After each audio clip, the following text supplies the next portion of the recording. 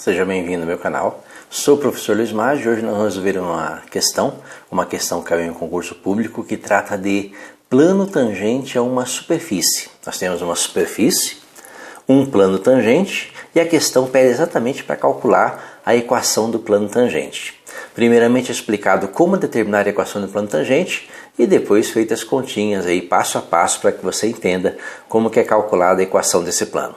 Vamos ver o exercício? Determinar a equação do plano tangente à superfície x² yz mais 3y² igual a 2xz² mais 6e no ponto menos 1, 1, 1.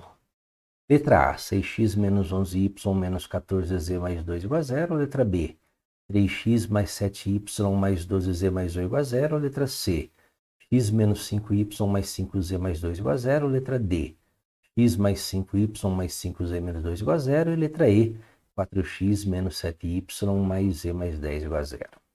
Vamos recordar aí o que é determinar a equação de um plano tangente a uma superfície.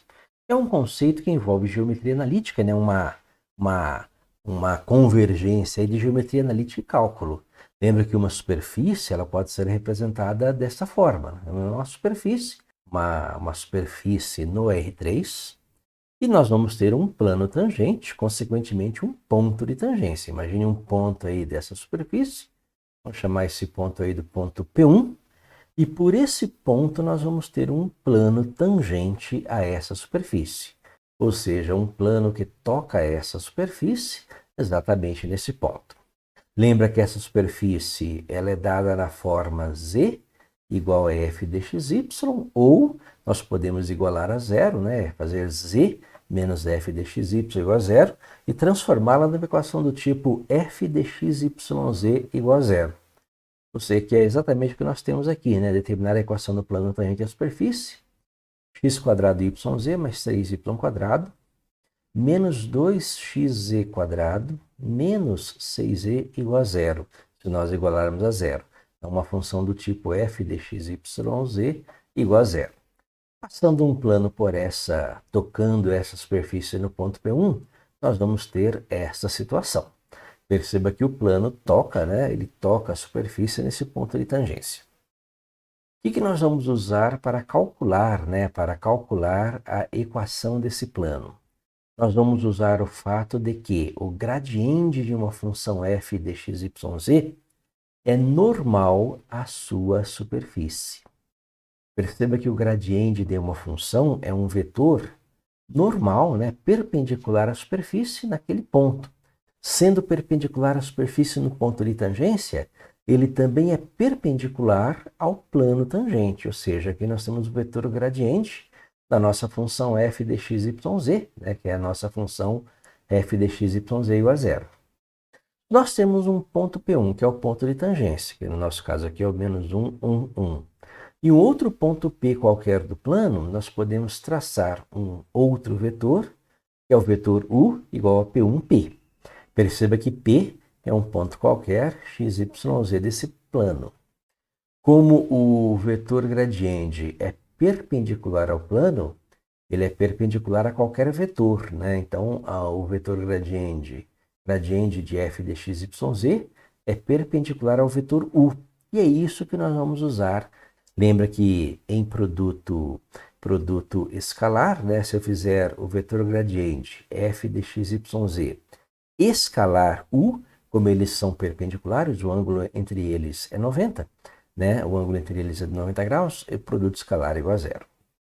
Essa formulazinha é a formulazinha que nós vamos usar para achar a equação deste plano tangente. O que é o gradiente de uma função f dxyz? A derivada é um vetor, né? Um vetor perpendicular à superfície no ponto em que ele é calculado, que é a derivada de f em relação a x, i, mais a derivada de f em relação a y, j, mais a derivada de f em relação a z, k. Lembra que são derivadas parciais, você está trabalhando com uma função f de três variáveis, f de x, y, z. No nosso caso, a nossa função f de x, y, z é o x² yz mais 3y², igualando a zero, né? 2 menos 2xz² menos 6z. Se nós derivarmos em relação a x, Na primeira parcela, a derivada de x² é 2x, então 2xyz. Na segunda parcela, nós não temos x, então é uma constante em relação a x, derivada igual a zero. Na terceira parcela, a derivada de 2x é 2, então menos 2z². E na quarta parcela, 6z é uma constante em relação a x, nós não temos a variável x, então derivada igual a zero. Derivada parcial de f em relação a y. Na primeira parcela, derivada de y é 1, então x²z. Na segunda parcela, a derivada é 2 vezes 3, 6y. Na terceira e quarta parcelas, nós não temos a variável y, então são constantes em relação a y e a derivada é zero. Derivada parcial de f em relação a z. Na primeira parcela, a derivada de z é 1, então x²y. Segunda parcela, nós não temos z, derivada igual a zero. Terceira parcela, a derivada de z² é 2z, então menos 4x vezes z. E na última parcela, a derivada de 6z é igual a 6. Com isso, nós podemos montar a função que dá os gradientes dessa superfície em qualquer ponto, né? Então, o gradiente de f de x, y, z é 2xyz menos 2z²i, mais x² mais 6yj, mais x² menos 4xz menos 6k.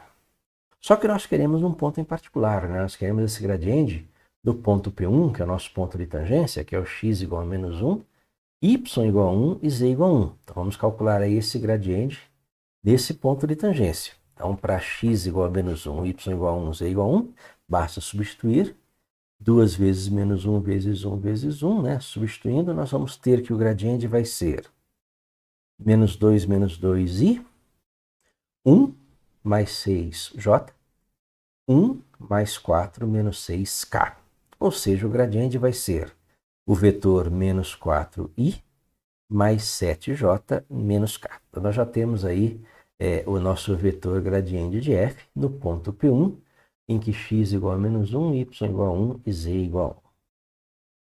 Falta achar o vetor P1P, né? O vetor P1P é o vetor P menos P1. Lembra que P é um ponto qualquer do plano, né? x, y, z. E P1 é o nosso ponto de tangência. Então, x, y, z menos, né? O nosso ponto de tangência que é menos 1, 1 e 1. Fazendo as continhas, x menos menos 1, x mais 1, y menos 1, z menos 1. E aí nós podemos calcular, né, a equação do plano tangente, lembrando que este vetor x mais 1, y menos 1, z menos 1, vezes o vetor menos 4i mais 7j menos k, que é o menos 4 mais 7 menos 1, resultado é igual a zero. Ou seja, nós temos essa continha. Menos 4, 7 menos 1, são as coordenadas cartesianas de menos 4i mais 7j menos k, vezes x mais 1, y menos 1, z menos 1 é igual a zero. Então, menos 4 vezes x mais 1, mais 7 vezes y menos 1, menos 1 vezes z menos 1 é igual a zero.